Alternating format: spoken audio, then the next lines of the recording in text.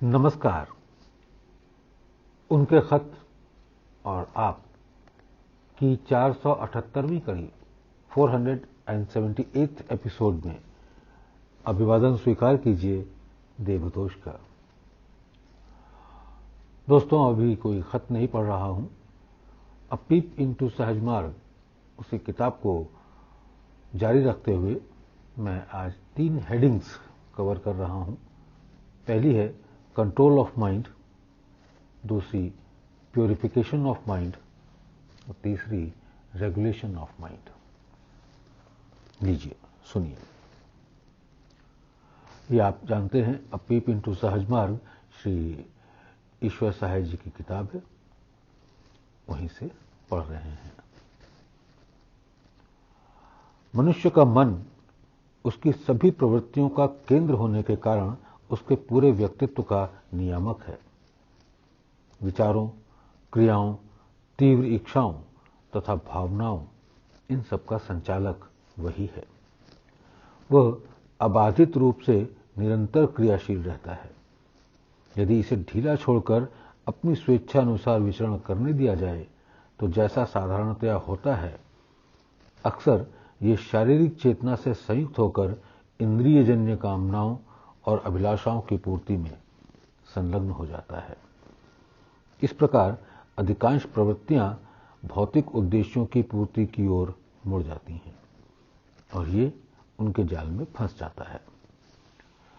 मनुष्य के अनियंत्रित मन का यह एक पक्षीय झुकाव वास्तव में उन सारे अनर्थों की जड़ है जो साधारणतया हमें अधःपतन की ओर ले जाता है।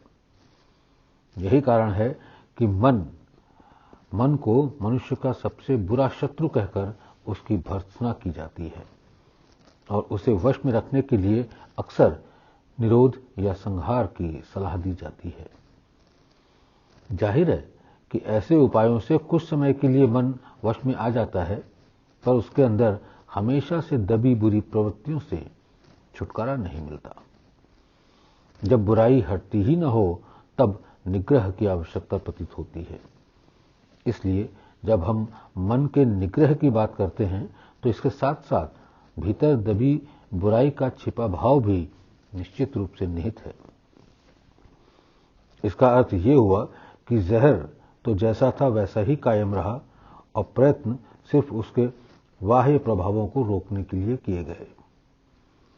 यदि किसी कारणवश नियंत्रण में शिथिलता आ गई तो बुराइयां फिर से उभर जाएंगी तथा अपना कर्तव्य दिखाना शुरू कर देंगी। इससे स्पष्ट है कि मन का निग्रह करने का विचार ही गलत है। वास्तव में इसे मन की शुद्धि कहना अधिक उचित है, जिसका तात्पर्य है मन से अवांछित तत्वों का निष्कासन। ये विधि हमारे उद्देश्य की पूर्ति के लिए सर्वथा उपयुक्त है। Purification of mind. बेशक हर बुरी चीज की उत्पत्ति मन से होती है, किंतु ऐसा तभी होता है जब यह सही रास्ते से हट जाता है। इसलिए वास्तविक उपाय इसकी वृत्तियों को सही सही मोड़ देना होगा। यह कार्य तभी उत्तम रूप से संपन्न किया जा सकता है जब अंदर दबे बुराई के जहर को बाहर निकाल फेंका जाए। यह स्थिति मन के उचित शुद्धिकरण से आती है, जिससे इसका बुरी वृत्तियों से छुटकारा संभव हो सकता है। शुद्धिकरण की क्रिया केवल बुरी वृत्तियों के निष्कासन तक ही सीमित नहीं रहती। इसमें व्यक्ति की समस्त गुत्थियां और ठोसता भी शामिल है, जो भौतिकता के सर्वोत्तमुखी प्रभाव का कारण आई हैं। इसके लिए आंतरिक शुद्धि साधना का अत्यंत आवश्यक अंग है। मन की इन गुत्थियों को दूर किए बिना अथवा अंशतः कम किए बिना आध्यात्मिक पथ पर आगे बढ़ना असंभव सा हो जाता है। बड़े दुर्भाग्य की बात है कि आध्यात्मिक जीवन के इस अत्यावश्यक अंग को अधिकांश साधना पद्धतियों में कोई स्थान ही नहीं दिया गया। फलस्वरूप उनके जीवन भर के परिश्रम से की गई यंत्रवत पूजा के बावजूद नीचे से ऊपर तक वे ठोस सघनता के आवरण तले डूबे रहते हैं। तथा ईश्वर प्राप्ति का मार्ग सदा के लिए अवरुद्ध हो जाता है। ये सच है कि नियमित मन व उसके शुद्धिकरण के बिना आध्यात्मिक उन्नति एक स्वप्न मात्र है। बेशक ये बड़ा कठिन कार्य है तथा इसके लिए साधक से पूर्ण मनोयोग अथवा निरंतर कार्यशीलता की अपेक्षा है। इस कार्य के लिए योग्य मार्गदर्शक का अनुग्रह तथा सहायता अत्यावश्यक है। Third point, regulation of mind. मन का नियमबद्ध संचालन हमारा मुख्य उद्देश्य है। इसके लिए शुद्धिकरण का आश्रय लिया जाता है।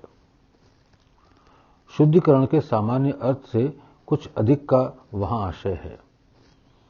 मन को व्यवस्थित करने का मतलब केवल बुरे विचार तथा घने रूप में स्थित मलिन तत्वों का निष्कासन ही नहीं, वरन मन से संबंधित सभी वस्तुओं का उचित संयोजन व संतुलन करना है। इसका अर्थ ऐसी सर्वांगीण संतुलन स्थिति है जो उतार चढ़ाव तथा उत्तेजना के प्रभाव से मुक्त रहे। किंतु इसका अर्थ इच्छाओं, उत्कंठाओं तथा भावनाओं का पूर्ण निष्कासन नहीं। कामनाएं, भावनाएं इत्यादि हमारे दैनिक जीवन की आवश्यकताएं हैं, जिनका उपयोग समय समय पर जरूरी है, किंतु आवश्यकतानुसार नियमित रूप से निरंकुश होकर सीमा का उल्लंघन किए बिना साथ ही साथ मन भी उनके भार से मुक्त रहना चाहिए।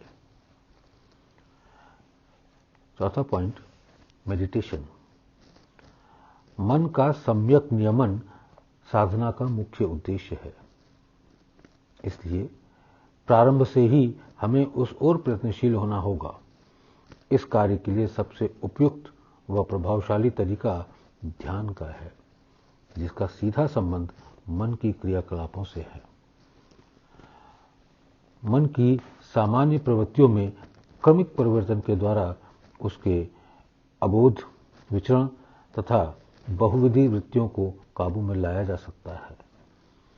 देह भाव से निरंतर संपर्क रहने के कारण मन बुराइयों में उलझ गया है तथा प्रतिक्षण इंद्रियजन्य इच्छाओं की पूर्ति में लगा रहता है। ऐसे मन को उच्च आदर्शों की ओर मोड़ना है। हम ध्यान में यही करते हैं। ध्यान में कुछ समय के लिए हम अपने को एक विषय में संलग्न कर देते हैं। इसका अर्थ यह है कि कम से कम कुछ क्षणों के लिए हम उसकी घृणित प्रवृत्तियों के असर से दूर हो जाते हैं। जैसे जैसे अभ्यास में प्रौढ़ता आती जाती है, मन अभ्यस्त होता जाता है तथा आंतरिक शांति का विकास होने लगता है। ध्यान के अभ्यास का प्रारंभिक फल यही नजर आता है। इसके आगे हम अगले अंक में पढ़ेंगे। बहुत बहुत धन्यवाद। आप सबको दिन की शुभकामनाएं।